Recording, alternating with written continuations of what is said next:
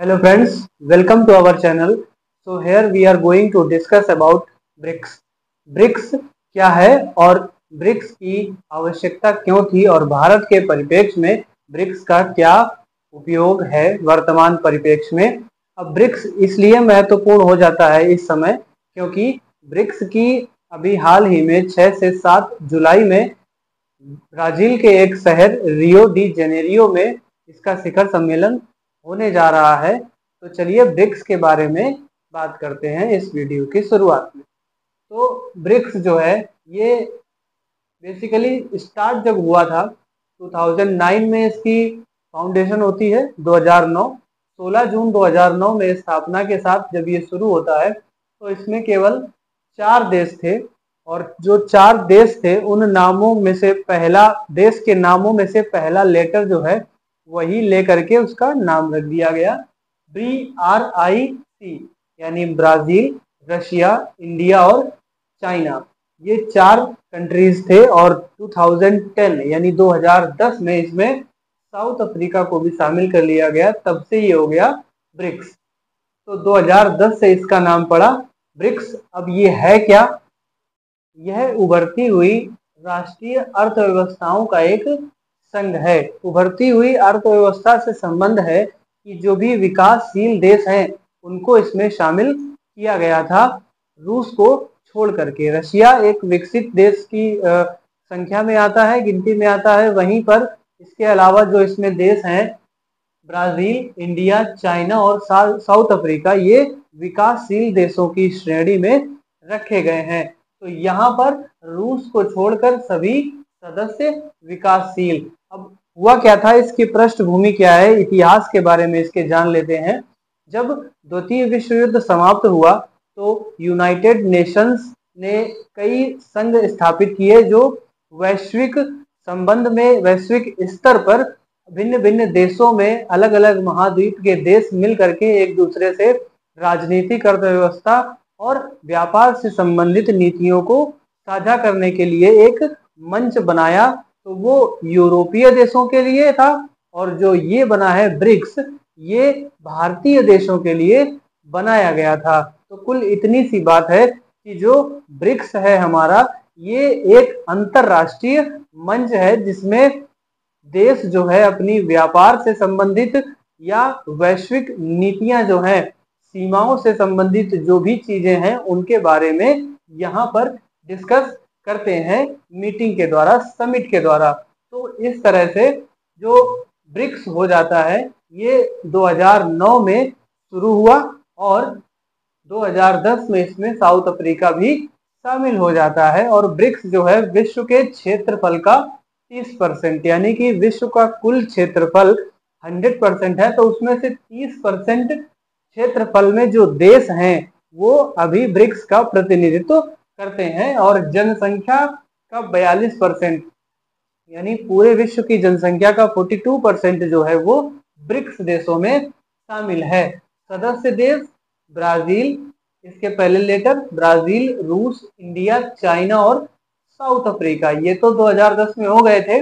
इसके अलावा वर्तमान समय में अभी इसमें कुल 10 देश शामिल हो चुके हैं। हाल ही में शामिल हुआ देश जो है वो 10वां देश इंडोनेशिया है, जो कि दक्षिण पूर्व एशियाई देश है और ये ब्रिक्स में शामिल हुआ है।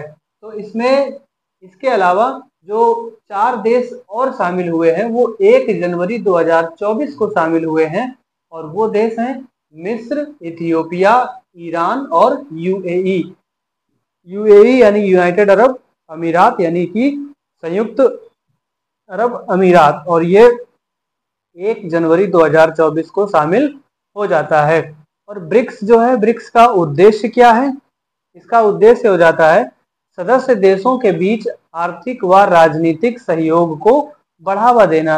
यानी आर्थिक और राजनीतिक संबंधित जो भी मामले हैं वो देशों के बीच परिप्रेक्ष्य में आपस में सहयोग को बढ़ावा देने से संबंधित हो जाता है। इसके अलावा व्यापार, निवेश और सुरक्षा स्थिरता को बढ़ावा देना, यानी कि व्यापार से संबंधित जो भी मामले हैं और निवेश यानी इन्वेस्टमेंट, कंपनियां एक दूसरे देश की अपने देश की कंपनियां, भारत की कंपनियां दूसरे देश में जाएंगी और दूसरे देश की कंपनियां भारत में आएंगी, तो उसमें किस तरह का निवेश रहेगा और कितना कहां कहां पे निवेश होगा, ये बात यहाँ पे वैश्विक मंच पर प्रदान की जाती है ब्रिक्स में। इसके अलावा सांस्कृतिक, शैक्षणिक और युवा आदान प्रदान को बढ़ावा देना, यानी कि सांस्कृतिक रूप से और शैक्षणिक रूप से इंस्टीट्यूशन से संबंधित जो भी एजुकेशन से संबंधित मामले हैं उनमें बढ़ावा देना। इसके अलावा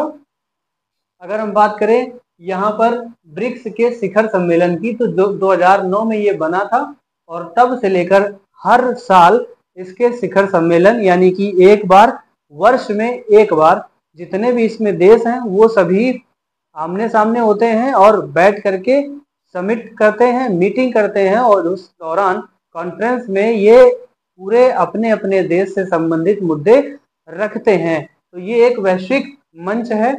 और 2024 में जो शिखर सम्मेलन हुआ था पिछला वाला, वो रूस में हुआ था। रूस का एक शहर है कजान, कजान शहर में 2024 का शिखर सम्मेलन हुआ था। और रूस के जो प्रेसिडेंट हैं वो जानते हैं आप कौन है, व्लादिमीर पुतिन साहब हैं। तो ये 2024 का, और जो 2025 का होने जा रहा है, इसमें हमारे प्राइम मिनिस्टर श्री नरेंद्र मोदी जी गए हैं यहाँ पर ब्राजील, रियो डी जेनेरियो में, जो कि 6 से 7 जुलाई को ऑर्गेनाइज होगा। और यहाँ जो रियो डी जेनेरियो ब्राजील के प्रेसिडेंट जो हो जाते हैं वो लूला दा सिल्वा हो जाते हैं। तो ये प्रेसिडेंट हैं इस समय, और इसकी अध्यक्षता यही ब्राजील देश को सौंपेंगे व्लादिमीर पुतिन साहब।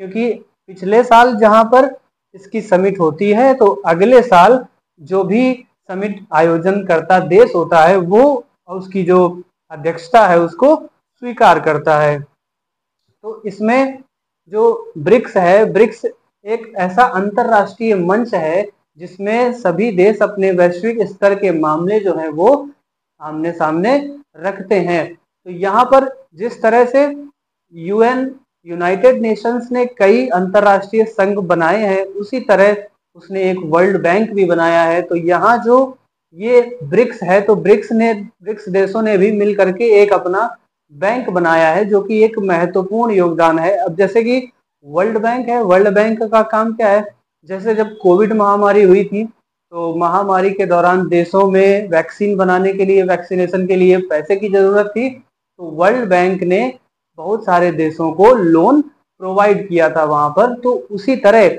यहाँ ब्रिक्स में जो भी देश शामिल हैं, तो ब्रिक्स ने एक बैंक बनाई है, new development bank, NDB bank बनाई है। तो जो भी देश ब्रिक्स में शामिल होंगे, तो ये बैंक जो है वर्ल्ड बैंक की तर्ज पर काम करेगा। किसी भी देश में निवेश, व्यापार, सांस्कृतिक, शैक्षणिक या चिकित्सा के संबंध में कोई भी अगर परेशानी होती है, तो ये बैंक जो है उसको लोन प्रोवाइड करेगा, इन्वेस्टमेंट देगा। तो ये एक बहुत बड़ी उपलब्धि हो जाती है।